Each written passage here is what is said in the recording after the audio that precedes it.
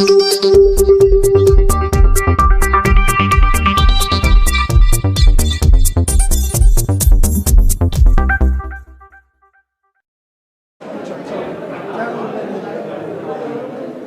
Colony के 147 लोगों के तरफ से हमने उच्च न्यायालय में एक पिटिशन दाखिल किया है और इसमें हमारी 2-3 प्रकार की अर्जी है कोर्ट को।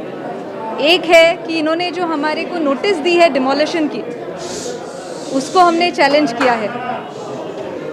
डिमोलिशन के नोटिस में कॉरपोरेशन और पीडब्ल्यूडी ने ऐसे कहा है कि ये सारे पिटिशंस, ये सारे जो घर है 30 साल से पुराने होने के कारण ये आज डेंजरस है, ये रहने की परिस्थिति में नहीं है, इसलिए इनको तोड़ दिया जाए।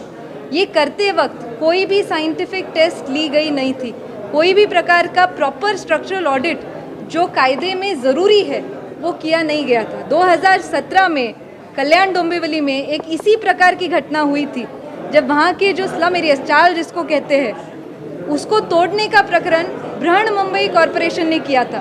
तब हाईकोर्ट में प्रकरण गया था और जस्टिस ओक के डिवीजन बेंच ने बोला था जब तक एक आध स्ट्रक्चरल ऑडिट नहीं होता जिसमें प्रॉपर साइंटिफिक टेस्ट नहीं है, सिर्फ विजुअल इंस्पेक्शन मतलब देखा हुआ इंस्पेक्शन जो है उससे कोई भी घर तोड़ने का निर्णय नहीं ले सकते। वो जजमेंट हमें डायरेक्टली लागू होता है। उस कारण गार्डियन मिनिस्टर जब आए थे, इस नोटिस में लिखा गया था कि 8 तारीख को ही ये सब घर तोड़ दिए जाएंगे, डिमोलिश कर दिए जाएंगे। फिर भी जब इन लोगों का रोष देखा, इन लोगों की पूरी स्थिति देखी जहाँ ये बेघर होने के सिचुएशन में थे, तब कई पॉलिटिकल पर्सन्स यहाँ आए और गार्डियन मिनिस्टर ने एक बहुत अच्छा स्टैंड लिया था और उन्होंने स्टेटमेंट दिया था कि जब तक हाईकोर्ट का कोई डिसीजन नहीं होता हम कोई ऐसी कार्रवाई नहीं करेंगे और हम हाईकोर्ट के डिसीजन के अधीन रहकर, मतलब वो डिसीजन सुनकर ही जो भी करना है वो करेंगे। अब न्याय व्यवस्था पे इन लोगों ने अपना भरोसा रखा है, वैसा ही भरोसा शासन भी रखे, ये अपेक्षा है। मैडम, समाचार पत्रों में आ रहा है कि कल हो सकता है कि जिलाधिकारी कार्यालय पे एक बहुत महत्वपूर्ण बैठक हो और हो सकता है कल बहुत बड़ा निर्णय लगे। अगर मान लीजिए अगर ये फैसला निर्णय अगर आपके विरुद्ध आता है तो आपकी भूमिका क्या है, आपका पक्ष क्या रहेगा? ऑलरेडी ऐसा एक नोटिस वो हमें दे चुके हैं कि 8 तारीख को ये घर तोड़ेंगे। फिर भी उन्होंने इतना संयम दिखाया है कि जब एक मैटर हाईकोर्ट में प्रलंबित है तब वो कोई भी ऐसी स्टेप नहीं लेंगे जिससे हाईकोर्ट का किसी तरह ये पिटिशन इनफ्रक्चुअस हो जाए।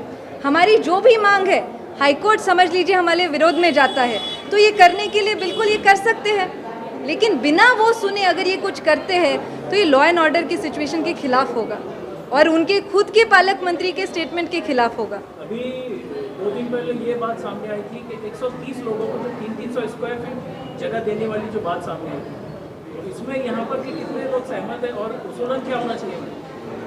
कितने लोग मन से सहमत है ये तो कोई भी नहीं होगा। आप सोच सकते हैं यहाँ वो इतने सालों से रहते हैं, ये हार्ट ऑफ द सिटी का कोई एक जगह है और ऐसे लेबर कॉलोनीज जो महाराष्ट्र में बाकी जगह थे उन सबको मालकी हक दिया गया। तो इन लोगों ने वैसे रीजनेबल इंसान की तरह सोचा जाए तो नहीं लेना चाहिए, लेकिन उनको आज प्रेशराइज किया जा रहा है। उनको एक फियर साइकोसिस के वजह से अगर कोई तैयार हुआ तो होगा, लेकिन इसमें लीगल एस्पेक्ट क्या है? लीगल एस्पेक्ट ये है, ये दिखाता है कि ये कलरेबल एक्सरसाइज ऑफ पावर है। इधर आप बोलने को आए कि ये बिल्डिंग्स डैमेज हुई है इसलिए हमें तोड़ना है, फिर आप मालकी हक देखकर दूसरी जगह क्यों इनको जगह दे रहे हैं? आपको सही में इनको इविक्ट करना है, इनको निकालना है। आपके इविक्शन के सारे तरीके चले नहीं, इसलिए आपने ये नया तरीका ढूंढ के निकाला है कि ये बिल्डिंग्स पुरानी है, इन बिल्डिंग्स को तोड़ दिया जाए। मैडम, एक सोशल मीडिया पे एक अफवाह चल रही है कि कुछ ज़मीन माफिया जैसे लोग राजनीतिक से मिलकर उनका ज़मीन के अंदर इंटरेस्ट है। क्या आपको लगता है कि ये सही बात है? हो सकता है, बिल्कुल हो सकता है। उसके बारे में क्या प्रूफ है? मेरे पास कुछ भी नहीं है, लेकिन हमने हमारे पिटिशन में भी बोला है इसके पीछे ऐसे कोई लैंड माफिया है जो चाहते हैं कि इस लैंड पे कुछ और बनाए, उसमें कॉन्ट्रैक्टर्स लगाए। ये सब उनके जहन में बातें हैं, इसलिए इन लोगों को बेघर करके इस ज़मीन का इस्तेमाल करने की कोशिश कर रहे हैं। 15 तारीख को सुबह 10:15 से 10:30 के बीच में ये पिटिशन रजिस्टर हो जाएगा। 10:30 बजे कोर्ट बैठते हैं, तब मैटर मेंशन होगा और हम कोर्ट को अर्जी करेंगे, एक प्रेयर करेंगे कि आप तुरंत इस मैटर को हियरिंग पे ले, क्योंकि इतने लोगों के घर का सवाल है। नहीं मैडम, इतना टाइम क्यों लग रहा है? वेकेशन में हमने वेकेशन जज बिल्कुल सही बात है। 8 तारीख को हमारा पिटिशन रेडी था, कोर्ट में हम गए थे, वेकेशन बेंच को एक अर्जी की थी कि आप ये अर्जेंटली लीजिए। वेकेशन बेंच ने कहा कि हम नहीं ले सकते। तब हमने चीफ जस्टिस को एक लेटर लिखा। चीफ जस्टिस ने फिर से हमें बोला कि आप दोबारा से इस जज के पास जाइए और वो शायद आपकी बात मान ले। हम फिर से उस जज के पास गए 9 तारीख को। फिर से जज ने बोला कि अब सिचुएशन जो भी है आप 15 के बाद देखिए, 15 तारीख को रेगुलर कोर्ट खुल रहे हैं, उसके बाद देखिए। तब तक हमें भी आश्वासन मिल चुका था पालक मंत्री से कि कोई ऐसी घटना बिना कोर्ट के ऑर्डर के नहीं होने वाली है। तो हम ये अपेक्षित थे कि 15 तारीख तक जब तक हम मेंशन ना करें और कोर्ट कोई ऑर्डर ना दे, तब तक कोई गलत कार्रवाई कॉरपोरेशन या पीडब्ल्यूडी नहीं करने वाली।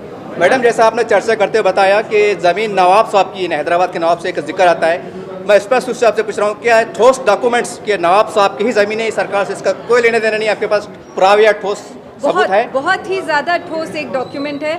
2004 में एक सिविल सूट में 2004 में एक निर्णय आया था, सीनियर डिवीज़न औरंगाबाद का ये डिसीजन था सिविल कोर्ट का, और उसमें ऐसे कहा गया था कि ये ज़मीन नवाबों की है। उसमें पार्टी थे, स्टेट गवर्नमेंट, कलेक्टर ऑफिस, फिर भी वो नहीं दिखा पाए कि ये ज़मीन उनकी है। इस निर्णय में ऐसा भी आगे कहा गया था, ये परमानेंट इंजंक्शन मांग रहे थे, और इस निर्णय में ऐसा भी कहा गया था आगे कि इसके बाद कभी भी शासन इस ज़मीन का नेचर चेंज ना करे या इस ज़मीन में कोई थर्ड पार्टी इंटरेस्ट क्रिएट ना करे। ऐसा परमानेंट इंजंक्शन नवाबों की तरफ से दिया गया था। और मेरी जानकारी में है कि ये नवाब फिर से डिस्ट्रिक्ट कोर्ट गए हैं। तब भी एक एविक्शन नोटिस थी 2000 की जो चैलेंज की गई थी, अभी ये डिमोलिशन नोटिस वो वहाँ चैलेंज कर रहे हैं। हमारी अपेक्षा है कि वो रुकेंगे कोर्ट के निर्णय के लिए। Thank you.